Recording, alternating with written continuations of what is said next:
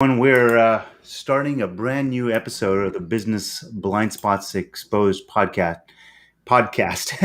BBSE, as I like to call it, because it's a lot shorter than Business Blind Spots Exposed. Today, I have with me Shadid Eleazar. Shadid, how are you doing today? I feel great. It's an honor, privilege, and a pleasure to share the airwaves with you and your audience. Thanks, Shadid. I always get so much out of our conversations, and I think our audience probably will today as well. So before we get started, I want to do a couple of things, just a couple of housekeeping items, telling people how this will work and kind of what's coming up in coming weeks. We got some other exciting guests and experts who all have their domain of expertise, and I want to tell you about that. But I kind of want to start first and make sure everyone understands what we're here for on the Business Blind Spots Exposed BBSE podcast. And that is 99% of business opportunities and risks begin and end with employees and your understanding of your employees and your people. That means if you don't understand your people, gosh, there's things that are going to hurt you and there's things that are going to help you that might just pass you by. The whole point of the BBSC is to get the perspectives and the experiences from people who've been there and done that, either as business leaders or consultants to businesses, and they've seen some of these narratives, some of these stories. My company, Carmo, we actually expose some of those opportunities and risks in software and doing business analytics. But the data and the analytics is nice, but if you don't see the story coming at you, gosh, it might just pass you by. And that's why we bring on the experts and the consultants and the leaders that we do to BBSE, so you can start to hear and see if maybe this might be happening in your organization. So let me tell you about a couple of things. We got something new also that I'm announcing today, but let me tell you about some of the events that are coming up. On May 27th, I've got Mike Codweiss, great guy. He's going to talk about managing employee benefits and the numbers behind the why. Why do benefits matter? I think everyone knows. He's going to talk about some of the numbers. On May 20th, we've got Mark Stewart, building productivity with data from PestRoutes. PestRoutes is a pretty popular and fast-growing productivity software in the pest industry. Mark Stewart's going to come out and tell us a little more about it and how to use the tool the best way possible. On May 18th, I've got Israel Alvarez, who's coming out to talk about building employees that actually care through empathy. No one talks about this word empathy, but it seems like this squishy word. Well, we're going to get into a great conversation about how empathy actually impacts the bottom line and how. And then in a second here, I'm going to introduce Shadid and a little bit about why I brought Shadid on today. But today we're actually announcing two sponsors. We've got two sponsors and two offers in our podcast series. Number one is Carmo, which builds a performance intelligence tool. It's business analytics that improves employee retention, employee productivity, and better decision making. For anybody who comments in the chat, just tell us where you're from or who you are, and you'll be eligible to get a free 30-minute consultation to see if you can improve employee retention, productivity, and make better decisions in your business. And finally, I've got Corralling Chaos, which is all about authentic leadership and high-performing teams. They'll do a complimentary culture evaluation of up to 10 employees. All you have to do is simply say, I'm interested in the comments, or just ask us a question, and you'll put yourself into the bucket. All right, let's get to it. I want to talk about Shadid. Shadid is going to talk to us about the data behind online training.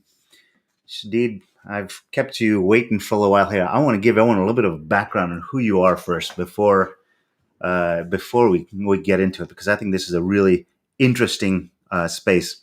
So your title is Content and Software Licensing Strategist. You're all about getting training and content solutions out in front of people, and training as the platform is one of those primary methods of getting it out. Because if you can keep people understanding what they've got to do, gosh, once they have that alignment, that congruence, a lot of magical things start to happen, or can start to happen. I'll put it that way. So U.S. Navy veteran, you're Baltimore's leading small business advisor. I know that's something you've been passionate and have been doing for a long time. Lots of the people who typically tend to bring you on are experts and entrepreneurs. to bring their signature programs and their training programs, their best-selling books into license-ready curriculum. So if you're a leader of a company and you've learned lots of lessons over time and you want to start to impart that knowledge to your staff or to others outside of your organization, that's what Shadid helps them do. The potential people to buy those things are corporations, universities, government agencies. Builds a whole recurring revenue stream for businesses and solves the problem of scaling and making your time valuable and monetizable. Shadid, gosh, there's a lot to unpack right there. Did I say that all properly? Did I get that all right? Well, it's all based on a true story, and I'm going to stick to it. Well, I appreciate that. So, look, last thing I'll say to everyone is this is an interactive conversation. You get eligible for some of the sponsorship opportunities. All you need to do is just chime into the comments and say, I'm here. My name is Vinay. Love for you to do it. I'd love for you to give the support to Shadid. And you can also ask questions directly of me or Shadid in the comments, and we will take those live and answer them and get some information for you. So let's jump into it. Shadid, training. I think everybody understands the value of training. I think some people do it really well, some people not so well. Tell me about, from your perspective, what makes training valuable in organizations? What have you seen as the outcome of people who do training really well? Well, when we think about business, we can go in a number of different paths. And if you ask the top 100 business influencers what their core values are as it relates to business, you're going to get a wide range of answers. And so let's just use the common definition of customer or employee retention in this case. We're going to build a business. We want the people who help to grow our business to be satisfied, educated, empowered, so on and so forth. So when we think about training and we think about customer retention being or employee retention being the most important metric that we need in order to grow, training helps to keep our employees engaged. It helps to keep our employees reinvesting into the company's core values. So training in itself is not just, let's say, an output of, it's an investment into the growth of the company overall. And so when you step back from what you're training about and just focus on the growth of the team, the growth of our employees, that's where the magic begins to take place. So I think there's a lot to unpack within that statement. You talked about customer loyalty. You talked about employee retention. Mm-hmm. You know, I just put a post out a little earlier this week, a fabulous stat. It said that 33% of employees believe that the feedback you give them is useless. So the way I think translate that to dollars is for every $100,000 in payroll, $33,000 is just going down the toilet before you've even opened your mouth, which is painful. I mean, who wants to afford that? I think what I'm hearing from you is with a good, solid training program strategy, I don't know what the right word is there, you might make that $33,000 stick as opposed to going away because you keep telling people, here's what I really need you to do. And there's greater alignment with what the company or the roles causes. Am I interpreting too much there? Am I going too far? Am I kind of getting in the right direction? Well, Vinay, I must roll up my sleeves here. Now I'm beginning to get warmed up. And here's a concept that I want for our audience, our viewers and listeners to take home is that consider the value of education as a resource for your products and services. So now we're moving to outbound training. And so if you have a product and you provide the education behind it, all statistics aside, when someone educates you or makes you feel more empowered as a consumer, you tend to use your customer power and devote that loyalty to that business or brand.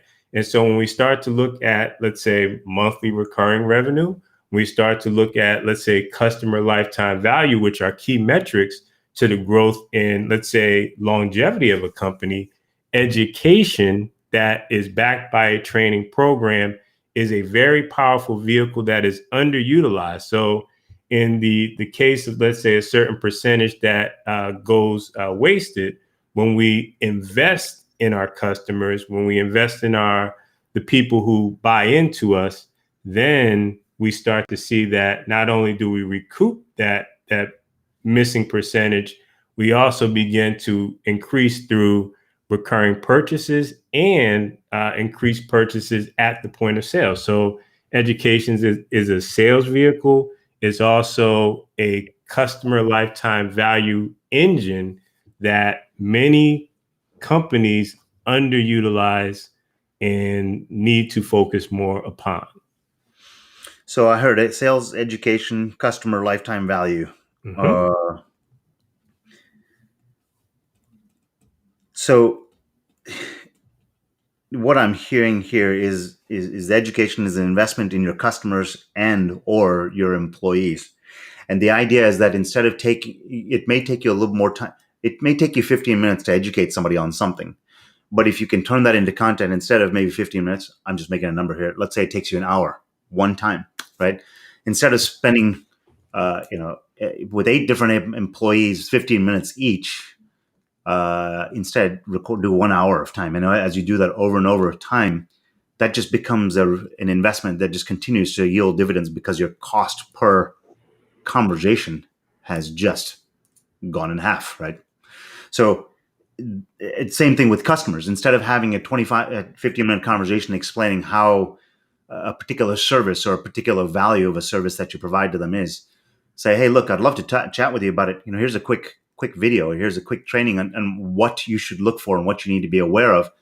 It shifts you to a place of expertise, a thought leader as far as they're concerned, and a resource. So it's about shifting the way people think about you, and that's what education and training is all about. It's not about trying to get more money out of it. It's about shifting the position that you're speaking from. Am I getting that right? I think that's what I'm starting to hear. It's all about shifting the perspective of potential people. Yes, it's raising the value, raising the awareness of your ideal customer, shifting them from merely being transactional based to becoming an advocate, becoming a supporter, becoming loyal to the brand through teaching them the ins and outs, the ABCs and fundamentals of your particular product or service. So consider, let's say, customer loyalty programs, if they're backed by a structured curriculum that takes people through the excitement phase, congratulations, you've just purchased, and then it starts to take you through the point of, okay, you're at phase 1. Here's how you complete the level 1 certification. Here's how you move to intermediate, into advanced, so that through these particular advancements and ranks, people begin to, let's say, empower themselves through greater education, through, let's say, greater achievement from a learning standpoint. And what does that do? As they're going down that path, they share that news with their audience, which helps them advocate for your brand. It also helps them to teach others, which helps them become experts. And so there's many different paths when you start to structure your training and education that can go into retention. It can go into customer loyalty programs. And so the key is that you look at the same questions, the same scenarios that are going to come up when people buy your products and services, and you begin to create that structure. That's where content licensing comes into play, because you're taking the experiences that you have and that your customer has, and you begin to build that structure and that curriculum around the experience in order to educate and empower your customer base as well as your employee base as well. So I think there's two kind of there's a fork in the road here in terms of types of conversation we can have around employees and around customers, right? let's go down this employee track for a little bit, because I think Sure. one of the things that I've heard a lot of from people is I want to uh, finding good people is hard. And I don't think that matters what industry, and finding good people is hard. COVID-19 notwithstanding, it was difficult. COVID-19 just made it a whole bunch harder, right? For various reasons, and I don't think that's there's enough time for that discussion. So just let's talk about hiring the right people and keeping the right people. In terms of training, how have you seen people use training to make sure they hire the right people? Is there an application for training just to make sure that they hire the right people? Kind of bringing them in the door, or maybe the first couple of days they're in the door? Well, and when it comes to hiring the right people, it has to, everyone from a training standpoint, or let's say a process standpoint, the company's core values have to be identified and consistent, so that when someone comes into the door, I'll give you a non-related example. If someone walks into your house and your rules are to take off your shoes at the door so you don't track in mud on the nice pristine white carpet, and you don't share that information from the beginning, can you blame the person who comes in, let's say the handyman or the contractor that comes in and does a repair and tracks mud on the carpet?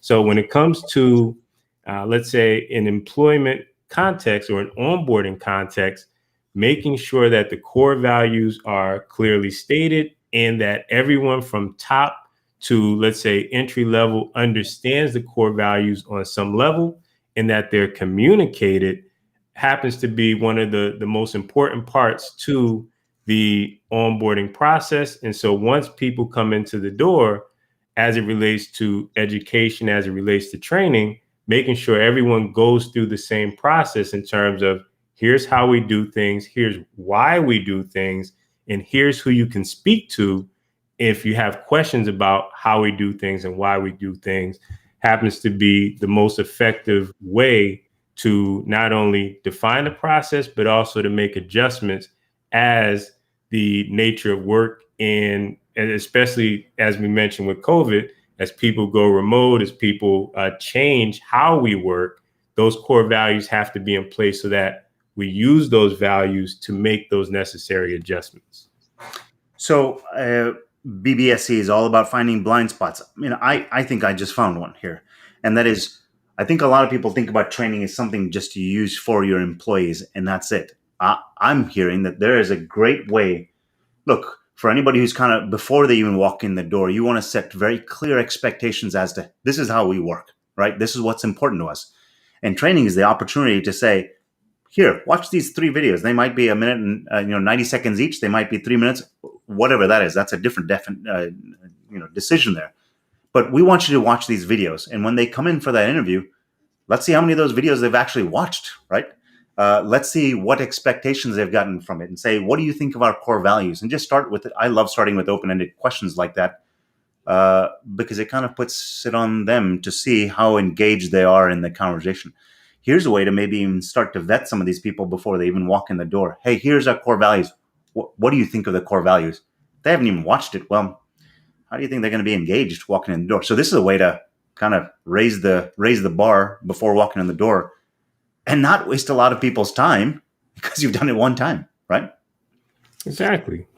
So, to give an example, in the intro, we mentioned that I'm a U.S. Navy veteran, and so the Navy has a set of core values. Now, when you come into the U.S. Navy, they have you rote memorization, so you have to memorize the sailor's creed and the core values, and you're tested on the memorization of it. Now, as you get out into your, let's say, your command where you're assigned, then you begin to see the core values in, let's say, daily motion without the explanation. So at first there's going to be an introduction, but as you move through the organization, seeing things play out in real time is where you get to see those core values be acted upon. And years later, now I finally understand, versus know on the surface when in the beginning I can understand how honor, courage, commitment can be applied in every single scenario, not only in the Navy, but these are three core values that I've carried throughout life. Now, when we think about the companies that we work for, oftentimes the managers, the direct supervisors who make the greatest impact on us are the people who understand the values of the company and can apply it to each and every scenario. So as you as business owners, think about what your core values are and how do you live them each and every day. Do you say your core values are to be honest, but in your day-to-day communication with your employees and teams, you withhold certain information? You have to live what your values are, let's say, communicated, and that's how you create the employee experience that people go on to create companies and they're similar to yours, or they remember your company for years to come. So training can set expectations pre-hire. It's a scalable way to do it. You don't take a lot of your time. You take the time to build it one time, and it sets the expectations coming in the door. Once they walk in the door, I see training as an opportunity to start the expectations as to, hey, here's the role that you're in, and here's what you're expected to know, and here's what our definition of success for your role is. Because look, when they're coming in the door, they've got lots of questions. Even though the role title may be the same as 50 other companies, what your company wants is going to be different than what another company wants. There may be some similarities, clearly, right? It says technician. Well, technicians are going to generally do the same role in the same type of company, but your particular spin on it, what's important to you, comes through in those training videos. I mean, that's the idea, right? Yes. And so when we think about training, especially from an employee standpoint, take the method of delivery out of it. It's communicating how you do things and why you do things in a method that allows you to share one message to many. And so when you think about training, remove the structure and think about what your message is and how it can be delivered and packaged so that many can benefit from it. So Shadid, I think the utility of the training makes a lot of sense to me. Mm-hmm. Creating it, deploying it, using it sounds much more complicated to me. Is that true? Well, it's the beauty of training is that it's flexible. And so if your company is, let's say, you have everyone has a corporate smartphone, for example, you can use SMS or text messaging to get the message out on the daily training of the week. And so think about how your organization collaborates. What are the let's say what is the water cooler within your company where information is disseminated? So if that's an intranet, if that's let's say audio files, if that's email, you think about where the water cooler is and centralize the message in a way and at a time where many of your key employees will get that message. So it kind of doesn't matter. I mean, I think when you say flexible, what I think I'm gathering from that is this idea that how you use it is up to you. I mean, if you want to do it via sending out YouTube videos, you want to do it via text message, you want to do it via email, via social media posts, whatever. That's not the hard part. It's just the idea that you click the send button, right? So it goes out the door.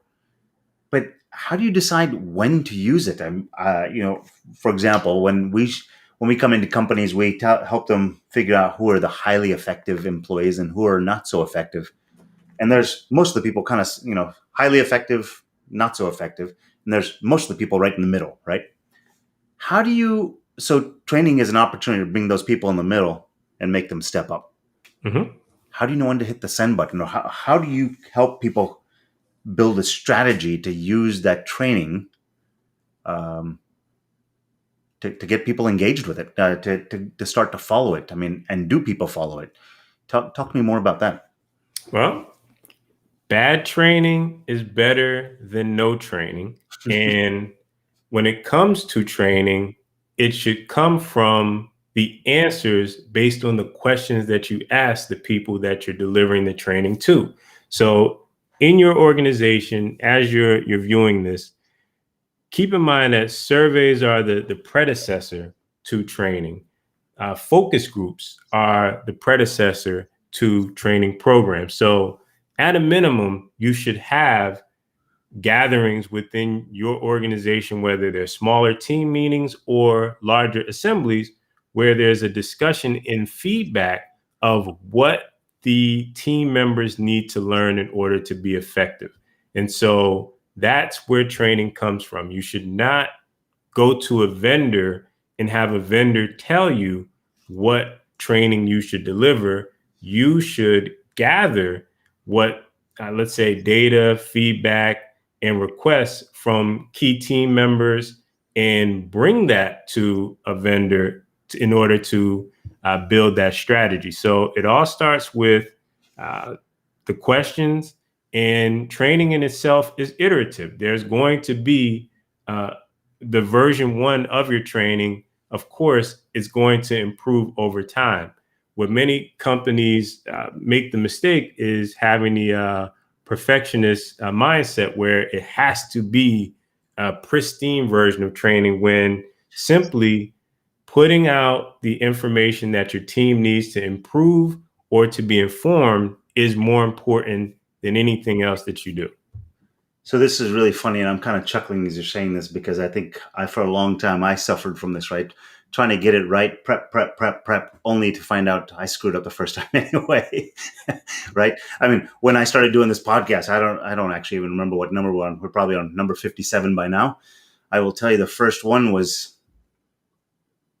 not so polished, but it doesn't matter, right?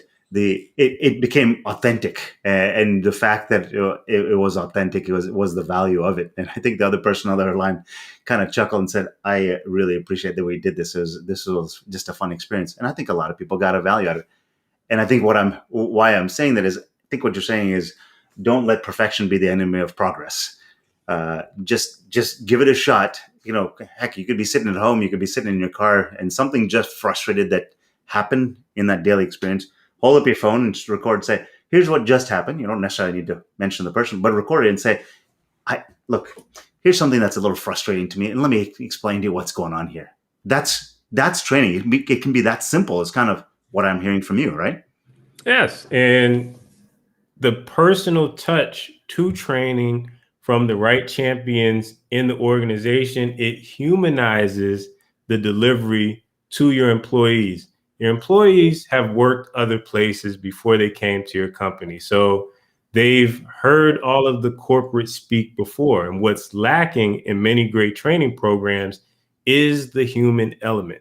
And so when you think about what your team members are going through, and you engage your champions to simply share the scene behind the curtain and say, okay, here's where I made the mistake when I was in your position. Here's what I learned.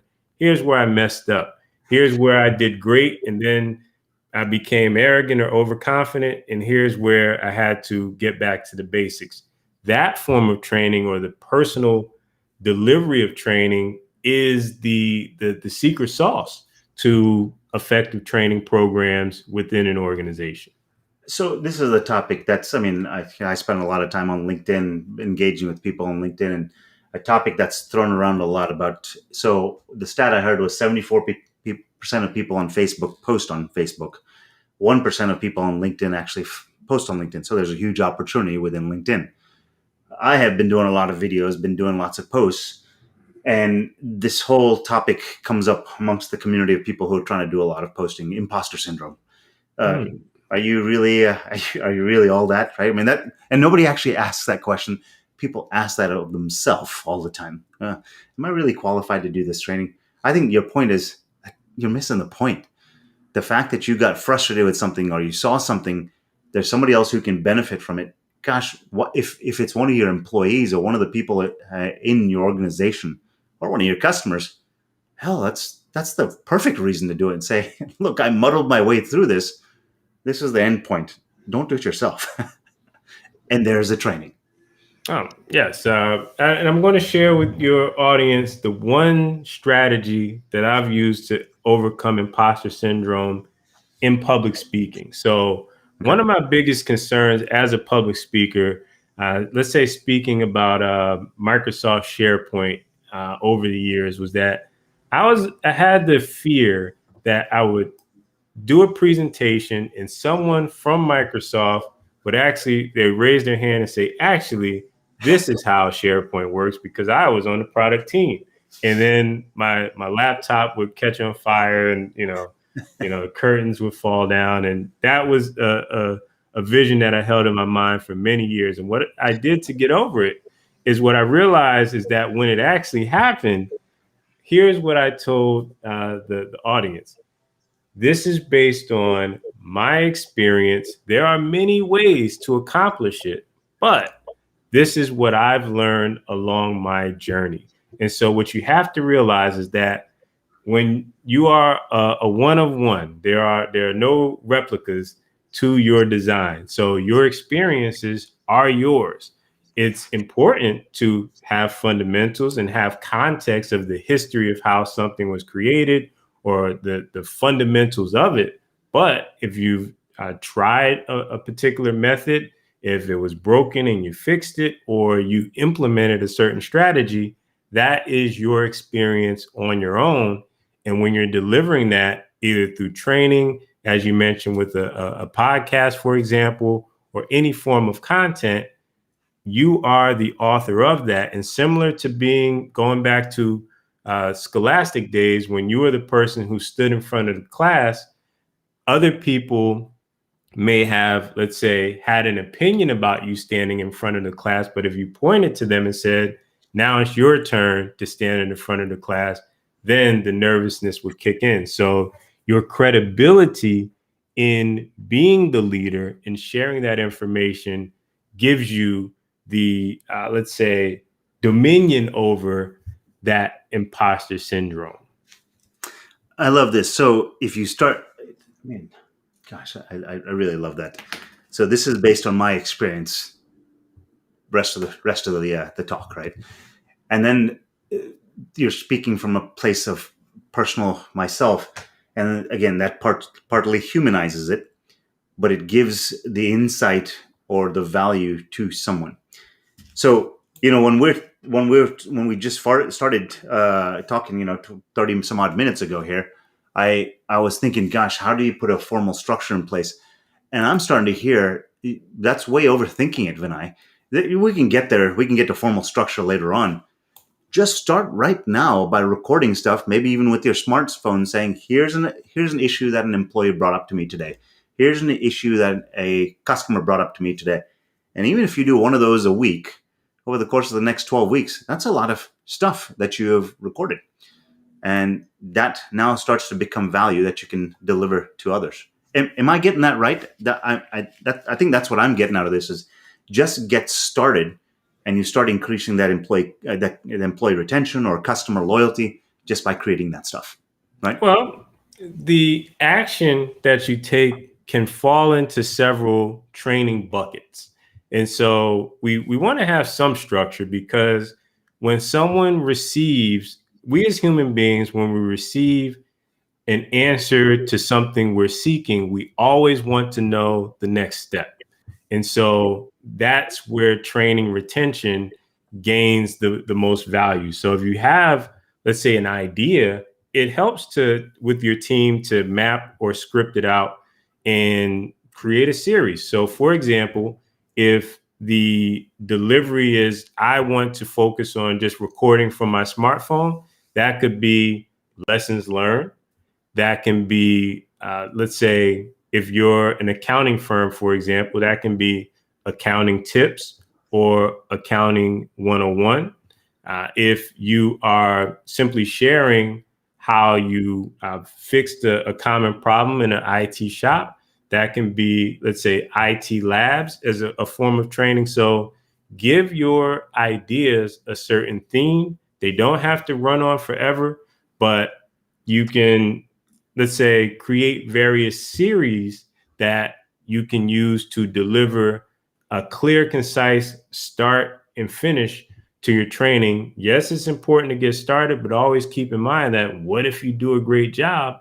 You're going to have a group of people who want the next step. So think about the series, but don't overthink what you plan to deliver.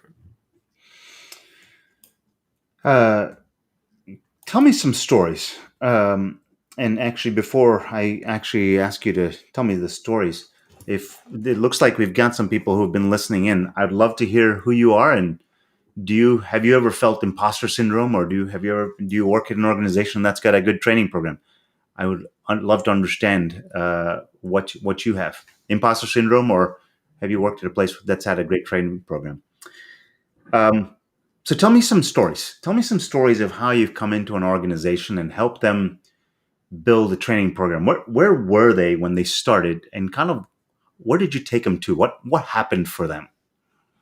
Oh, goodness. Where do we begin? Once upon a time in Washington, D.C., on Pennsylvania Avenue, there was an agency called the Department of Justice. Now, the Department of Justice is a very intricate organization, but in this case, they have over 1,000 attorneys.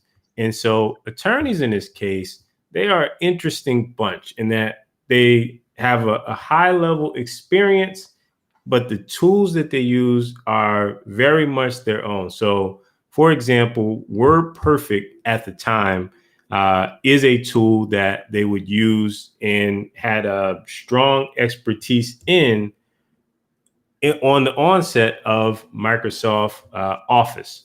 So Microsoft Sharepoint, for those who are new to this technology, is a server-based platform that allows for seamless use of Office documents in a secure way. So if you're at an organization, if you're at Department of Justice and you have a Department of Justice email, you can go to a website and open up your Office documents for work, submit timesheets, update invoices, so on and so forth, all within this secure environment. So this organization of over 1,000 attorneys had to go from WordPerfect to Microsoft Sharepoint. And the key here is that they each target end user had their, let's say, 5 minutes behind on everything. Very hustle and bustle environment. We have to get to this meeting. There's a discovery here. We have to go to this case, so on and so forth. So it wasn't the highest priority for the end user, which are the attorney, let's say, user group.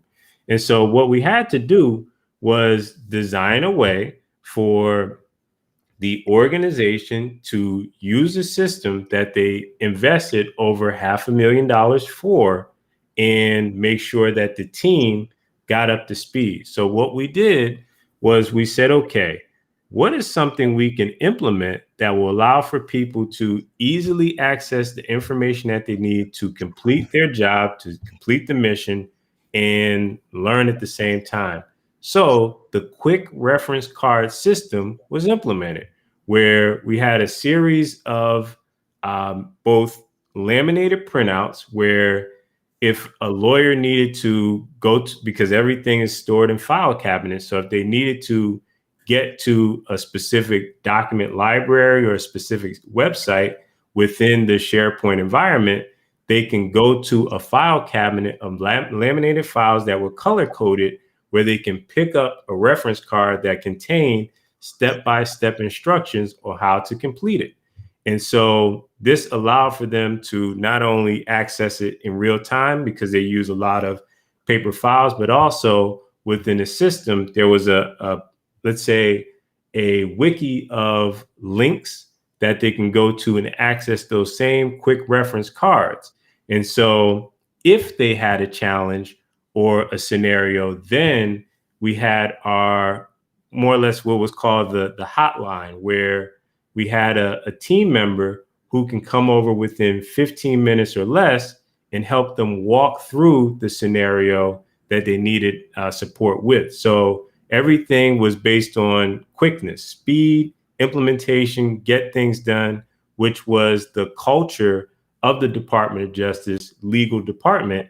And so what we were able to do was design a solution that was custom to the culture of the organization and get them the information in a way that doesn't obstruct their daily workflow. So they use WordPerfect because it's quick, easy, and they've used it for years. When they switched over to a new system, many of them rejected the system because they didn't have the time to learn it. So the training system in this case was used in a way using the file systems that they normally access. So we put the quick reference cards right next to the case documents that they normally access, color coded so they don't have to think about it. They can access it and grab it right away. Each end user was able to choose their color coding system for that particular, how they reference it. And for those who are working on their computer, they can click on a link and access the quick reference cards. And if they needed a professional, then someone would be available within 15 minutes, run over to whichever building they happen to be based in, and deliver that training in real time to help them accomplish. The result of that is that over 750 lawyers were able to get certified in a new system as certified site administrators and or coordinators within the first 3 months, which was a milestone of training that surpassed any type of productivity that the organization has ever had. So let me kind of play back some of the things that I heard in there. There was a group that was resistant to change because they have enough fires to fight. But you wanted to, or the organization wanted to move them to a new place. There was some risk involved there in trying to move them to that new place. So what, in this case, what you all did is you created a quick reference card saying, here's a new set of processes. Here's how we make it easy. Here's how we put a support structure in place. They came with training in person with some potential videos and some of these documents, or the quick reference card. So you kind of met them on their terms, and as a result of that, out of the 1,000, at least 750 got certified in it. As in, they took that step and integrated into their already busy, I've chicken with the head cut off kind of culture. And they made the move. That seems like an effective use of everyone's time. And you said that the end result was productivity, that they had unprecedented level of productivity, which is fabulous, right? Absolutely. Did everybody consider that a win at the end? Absolutely. That the training, the contract itself was to help support the system. The training, and this happens in many scenarios where the training is often an afterthought. One of the first points I mentioned was, how are you using education to empower your user base for your products and services? So for the system itself, the training became so popular that the contract was extended for an additional 2 years just to deliver a training and education system for not only the legal department, but that began to spread over to other departments because of the results from the training itself. So, we had this fork in the road where we talked about, let's go down this path of employee retention, right? So employee retention and productivity, I think, are two things that are on every business owner's, business leader's mind. Customer loyalty is a whole other component, right? And that's the path we didn't choose to go down earlier on. But what I'm hearing from you here is that, look, if you start to leverage this capability of education not only can you get people to move there because they start to understand why they should do it. So I'll use use the word, equity. They build equity in that process, right? They invest in that process. They see what's in it for them, and they start to lean forward, which means you don't have to push as hard then, right? There may be some initial effort up front, but it sounds like, at some point in time, I got to imagine with these lawyers, it started to snowball at the State Department. The first couple of people were a little slow to adopt, and then everyone started talking about it around the water cooler, right? And then all of a sudden, this thing starts to snowball. You went 1 to 15 to 400, and it probably started to snowball like that. Did I get that right? Absolutely. And so so we'll use the Department of Justice example, and we'll transition into customer loyalty. When we delivered exceptional results for the initial test case or end user community, they received the great result. They were able to increase their productivity. I never realized that I can do so much. And so it actually allowed them to do more in a fast-paced environment. And when they were able to do more, since they are the most active, let's say, group within the department, then it started to spread over to the, let's say, change management board. And they decided that these results, if they were able to move the lawyers over, then the IT staff, the HR staff, the accounting staff, so on and so forth, would also benefit from the same system. So when we talk about customer loyalty, when you're able, what many people focus on is client acquisition.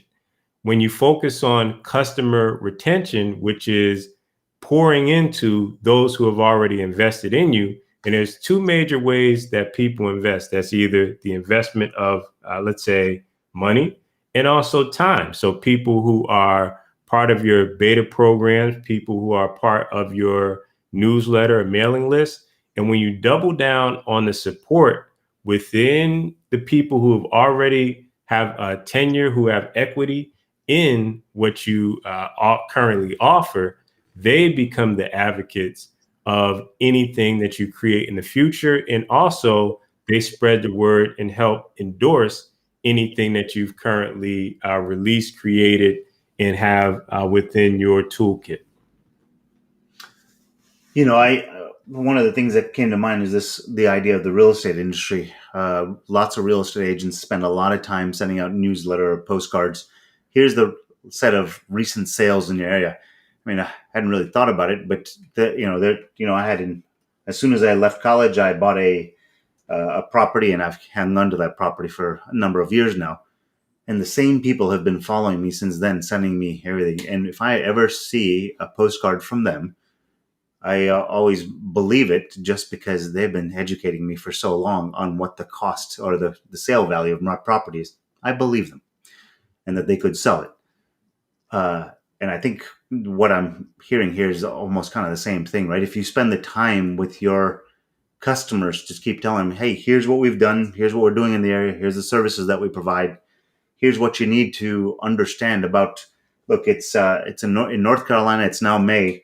This is when mosquito services is about to go into effect. So if you're starting to think about going outside more often, mosquitoes is something you ought to be aware of, as an example, right?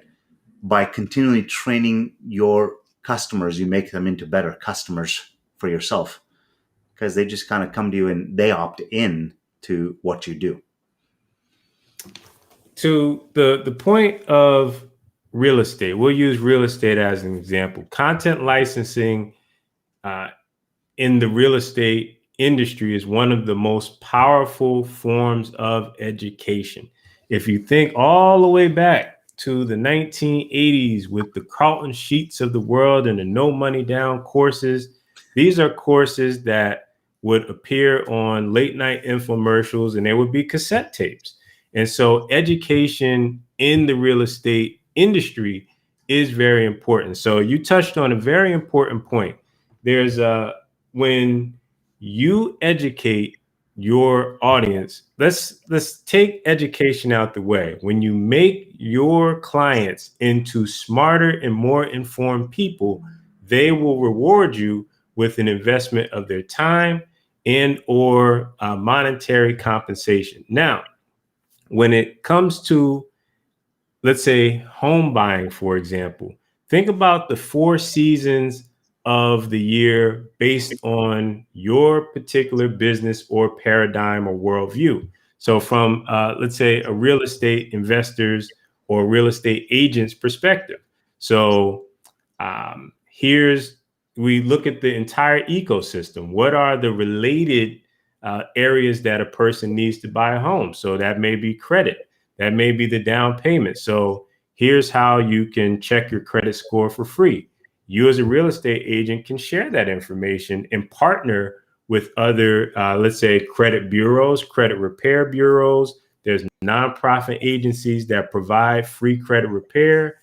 And so you can get in front of that and be, let's say, the thought leader behind credit repair. You can hold seminars with credit repair specialists to say, we want to help 1,000 people in 2021 get their, let's say, credit repair to be ready to buy a home. So join us at our first time home buyers seminar or workshop and bring in credit experts to help them learn about credit. You, as the expert in real estate, don't have to know as much about credit, but you're partnering with the right people. And now, let's say someone buys the home.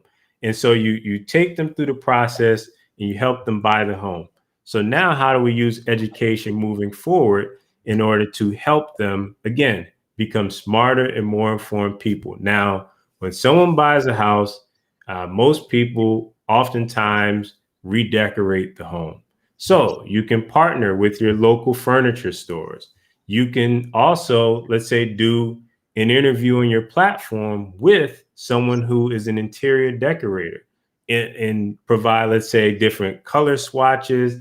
You can partner with different painters in your area. You can give them a coupon to your audience for services such as Thumbtack and, let's say, Angie's List, for example, that provide certified contractors for people who are going to need home repair, home improvement as they turn the house into a home. So think about the journey that your audience is on and partner with other organizations and provide the platform through interviews, through workshops, through coupons, through discounts, and through introductions. On your newsletter, you can say, hey, this is Jim Smith. Jim is the best painter in your particular zip code. I've worked with him on my last 10 properties, and he's offering you, as a thank you for being introduced, 15% off painting up to 3 rooms. You can add 2 colors, 1 baseboard,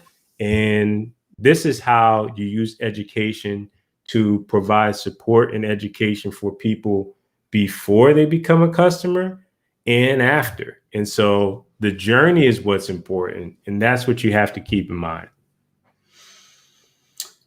Shadi, tell me a little more about what you do in terms of content licensing. Who can come to you, and how do they get started? Well, content licensing, if we think about a mountain, a blog post, social media update would be the base of the mountain. Content licensing would be the peak or the summit where we're able to take your signature ideas. This is what your idea to change the world from a business or service perspective, and we help you to turn that idea into a curriculum, which is defined by mentorship, accountability, and community. And we help you find the key resources in universities, in agencies, as well as corporate America in order to increase your recurring revenue. And so we all create content as business owners, but many of us don't create content at the highest level, in that corporate America doesn't create its own training programs. It licenses training programs from people such as my clients. So if you'd like to learn more about how to take your best-selling book, your online course, or even information that you've used, a proprietary system that you've used to solve problems for clients, then please contact me. And so the way you get started is simply to contact me directly. We'll do a discovery call to help you identify what your signature program is. If you have an existing program, then our team will review and audit and provide you with the roadmap on how you can develop your content into a curriculum and ultimately license it so that you can transform your business through recurring revenue using content licensing. I feel like we've covered a lot in almost an hour here. It seems to me that training is a lot more accessible. The concept of doing training is a lot more accessible than it used to be. You don't have to have a fancy equipment. You could do it from a smartphone to start with. But putting together that methodology, putting together the process, that's kind of where you can help in trying to build that cohesion, the mentorship, the accountability in the community. That's kind of where you can help. So if someone is serious about increasing their ability to hire the right people and set the right expectations, keep the people that they have within the organizations operating with the right expectations, or keeping their customers loyal and continuing to buy and building that mind share with them, sounds like that's something you can do for them. It's a wise investment to keep your customers coming back and increase the loyalty that they have to your brand. It is absolutely a great strategy to have your employees love where they work and want them to stay and recommend others to join your company. In order to do that, I can help you build a strategy to accomplish those objectives and build the company, the business that your ideas deserve. Well, for those who are listening in, I really appreciate you taking the time to listen in. I feel like I hope you walk away from this with a bunch of or shifted perspective in terms of how to think about training. I'd encourage you to reach out to Shadid. You're more than welcome to reach out to me, and we'll put posts out in the next couple of weeks about little clips with Shadid. So you're more than welcome to reach out to Shadid directly and sit down with him. Every time I talk to Shadid, I get a lot out of it, and I did for another hour here. But finally, Shadid, thank you for sharing with us. I love the stories. I love kind of the how you told people it's actually a lot easier than you think, and the potential application of it. Thanks for doing that. Thank you. This was time well spent. Yeah. Well, thanks much, Shadid. We'll talk again soon.